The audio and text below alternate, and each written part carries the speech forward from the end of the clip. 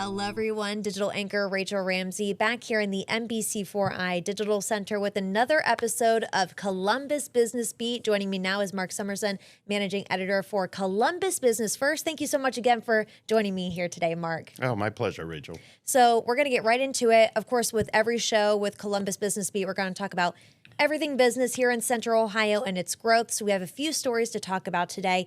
And one of them is on Rogue Fitness here in Columbus. It's been around for several years. And the company is wanting to make some upgrades to its headquarters and are asking Columbus City Council to consider a tax abatement. So kind of talk to us a little more about that. Well, if you're not familiar with Rogue Fitness, they are basically the premier weights company. They make all sorts of lifting stuff. So the folks at the Arnold use it, CrossFit people use it. It's everywhere. And they're manufactured right in Milo Grogan off of East 5th Avenue. They've been there, like you said, for a couple of years. They moved in 2017 after building this huge facility. It's on 27.5 acres. The building that they're in now, their headquarters, their manufacturing, and their retail is 605,000 square feet. They want to add another 270,000 square feet to that site. And to do so, they are asking the city for a 10-year, 75% tax abatement for a $48.3 million expansion.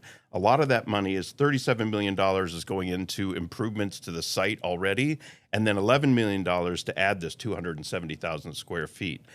They employ a lot of people, over 665. They want to add 30 new jobs, and that's where they're asking for the tax abatement. They want to grow, and they say the city should help them because they're not only retaining jobs, they're building jobs. Mm-hmm. And Rogue is just one of those fascinating companies, extremely popular in the world of fitness. I have friends that swear by Rogue equipment. I've been in the retail store once. I didn't quite fit in with the crowd there. I was there to buy a rowing machine that they were selling, but yeah, there were a lot of very large people there. And along with those upgrades and that expansion, the company also planned this 4,000-seat arena next to its headquarters, but that project was kind of stalled. What happened with that? Yeah, they wanted to create this center that they could hold events at, like CrossFit events and other events for weightlifting and for bodybuilding and all of that stuff. It kind of didn't work out at first. They had a plan before the city. Nobody could agree on it exactly, and it kind of faded away. We're not sure if it's going to come back or not. We've heard some reports that it is, some reports that it isn't. Rogue is a very quiet company. We've reached out for them over the years to speak with their CEO, who started in a garage in Toledo and then moved to Columbus and expanded like crazy. They're just very quiet. They don't talk to the media very often. They're well known in the Milo Grogan neighborhood, but yeah, the rest of Columbus doesn't hear much about Rogue. And we'll see it grow possibly if the city approves this tax abatement. But again, yeah, we just don't know what their overall grand plans are. And that was going to be my next question. Is there like a specific timeline for when they want this expansion and these upgrades to be done? Because again, like you said, Columbus City Council has to approve this first. Yeah, because it'll save them $7.2 million over the next 10 years if this is approved. If they do approve it, they want to get started, I believe, either later this year or next year. And then that build-out's going to take a while because they're going to go all the way to Star Avenue, and that's just right off of their property. They want to annex that into their own property and then start building. So it could be this huge expansion at Rogue, or the city may not, but I have a feeling the city is going to approve this. They heard it first this week at the city council meeting, and they plan probably to vote on it during their next meeting. All right. I guess we'll just have to wait and see on that one. Now, the next story, Mark, I want to talk about this deal for potential for new housing in Columbus. I think it's near the city's east side, so kind of talk to me about what's happening with that. Yeah, this involves Brad DeHaze, a prolific developer in Central Ohio.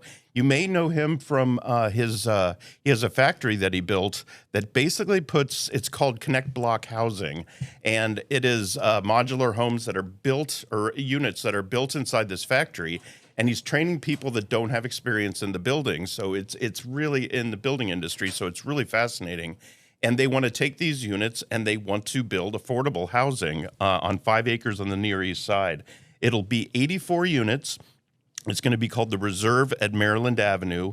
It'll be 4 buildings altogether, a clubhouse, a playground, green spaces, and right now they're saying it'll be reserved for those who are making 60% of the area median income. So it is for people who are struggling to find affordable housing.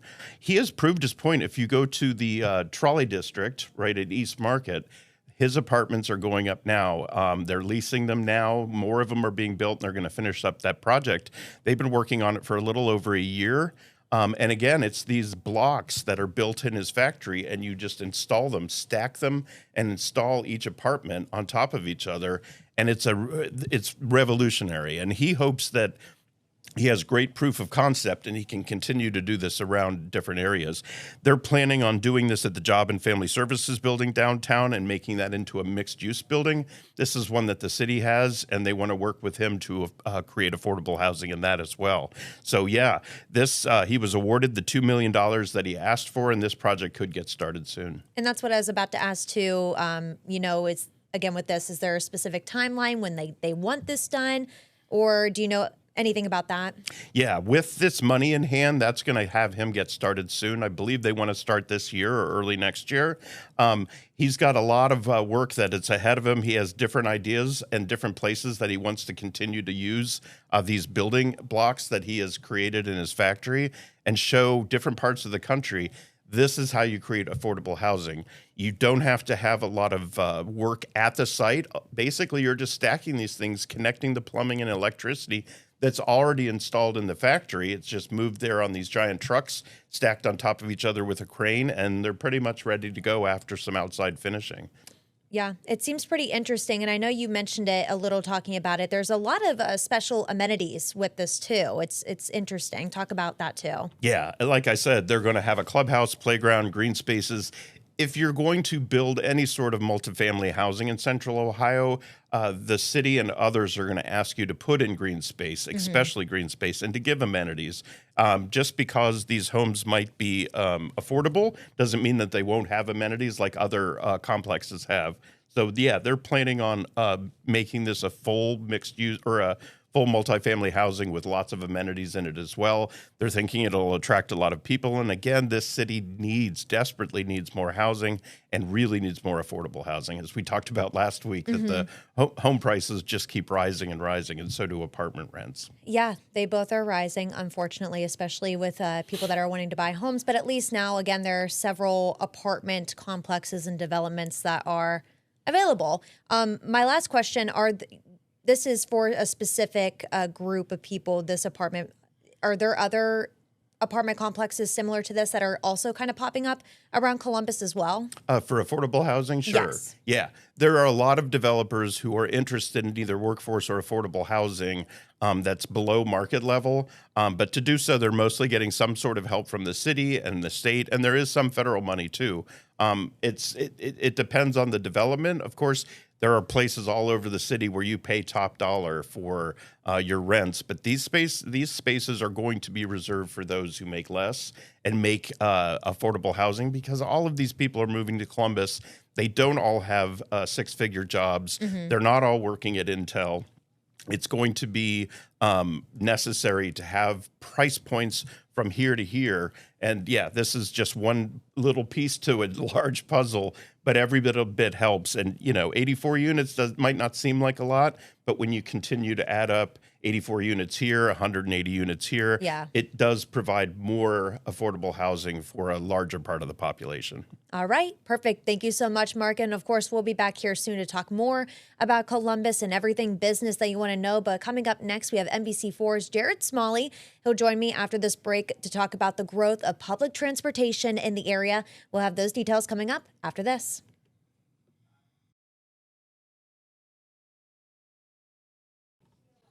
All right. Hello, everyone. We're back with Jared Smalley now, again, talking about the growth of Columbus and everything happening. Last week, we talked about public transportation and rail in Columbus, those efforts, Jared. And now we're going to talk about Link Us with COTA. So for those who might not know, what is Link Us? It was the big ballot initiative last year that Columbus voters passed. And what it basically amounts to is a 0.5% sales tax increase in the city. And that will probably net out around $8 billion. $8 billion investment over the next 25 years. So this is not just a short-term raise in taxes to pay for a project. This is a long-term growth plan by the city to grow not only rapid bus transit, but public transit overall, as to be more conscious for people in the city. So it's a massive investment. There's no way around it. And the way it basically is going to work is it's going to start with rapid bus transit lines that will be developed in 3 parts of the city. So you have the West Broad line, which will be the first one that will come into existence, then East Main Street out to the east side, out through Bexley and Whitehall and Reynoldsburg.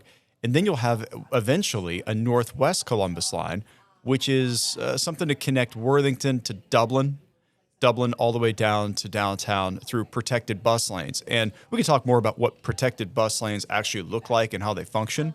But that's the start of LinkUs. There's so much more involved in LinkUs, including protected pedestrian and bike trails, a massive investment in redevelopment for protected bicycle lanes, which is such a huge priority for the city right now, with the downtown plan to rebuild downtown and create that capital project where you would connect by bike and by foot, all the people being able to go across the river to Franklinton. So it is a massive investment, not only just in buses, but in general how we move around Central Ohio.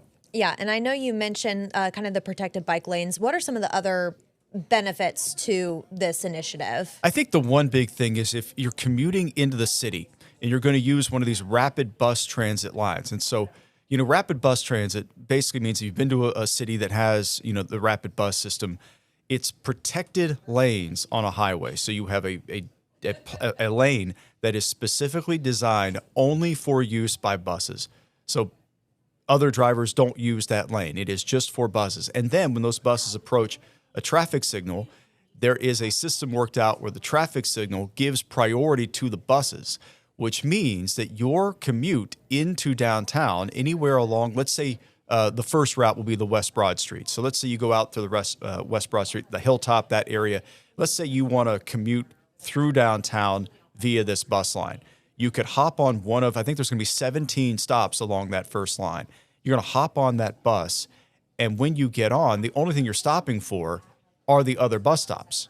Really, you're probably not going to get caught up by many of the traffic signals. So the benefit of that being, you'll get downtown just about the same speed you would if you were driving, and you won't have to park. So and it's $2. It's $2 for fare. So you're not going to be buying gas. You're not going to be putting miles in your car. And the other problem that we have is we have a air problem in Central Ohio, an emissions problem. And so the more cars you take off the street, the better our opportunity is to reduce some of those emissions. So all of that factors together in this plan. And along with the growth of LinkUs, people are still going to be driving their cars on the highways and stuff. Of course. So ODOT has kind of this investment into the roads. Talk about that a little bit. Well, you're exactly right, Rachel, because let's just be real honest about this conversation. Sure, we would like to have fewer cars on the road. Mm-hmm. As we add more people to Central Ohio, that's going to be harder and harder to achieve.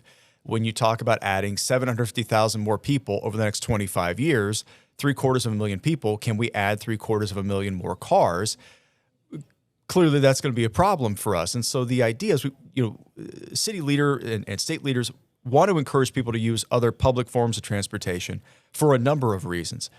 But this is all a part of that investment, because we know that roads are still going to be a massive part of how we move about Central Ohio. It's just the way it is.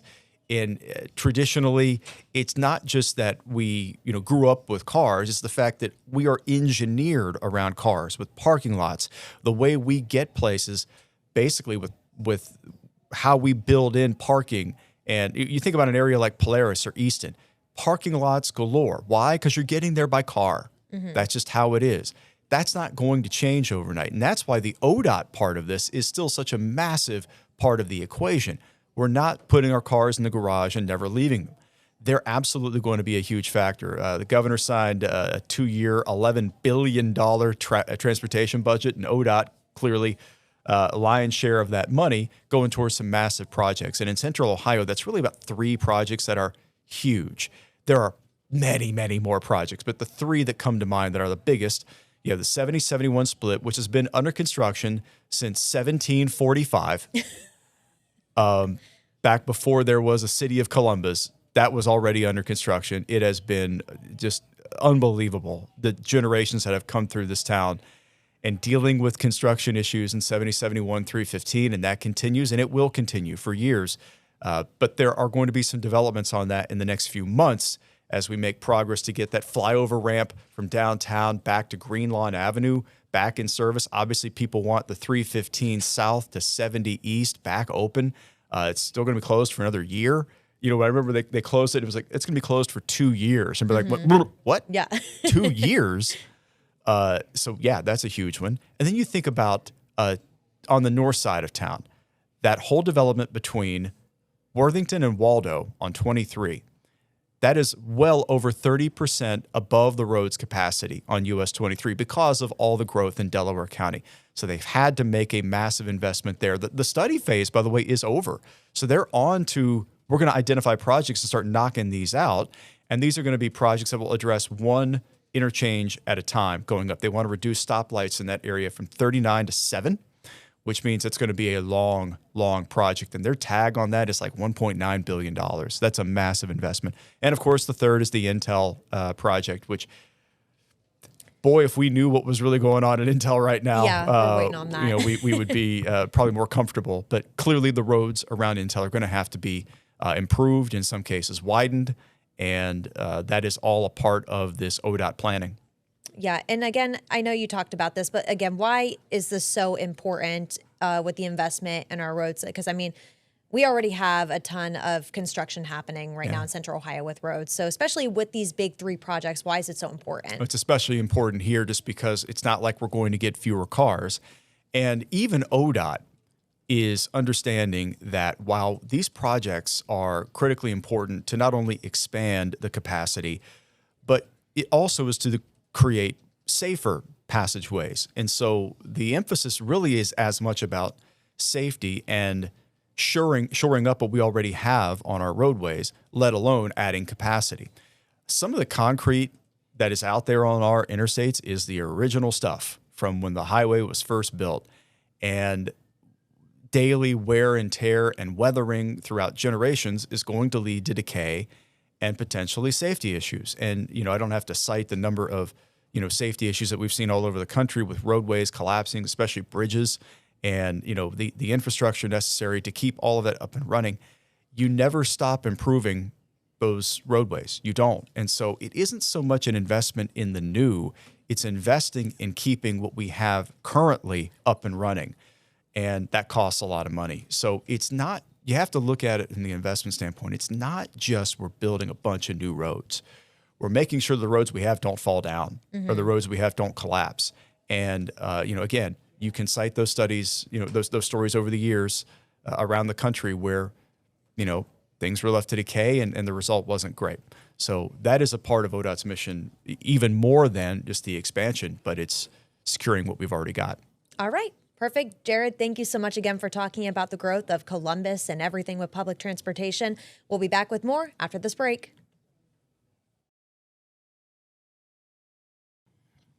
All right, and I'm back with Mark again to talk about everything business. And this next story, it's interesting. A very historic building was just sold. It's located on Gay Street. There's also even a restaurant that just recently opened inside of it. So kind of talk to us about this property and how much did it sell for? Okay, I wish this building had a better name. It's known as 14 East Gay.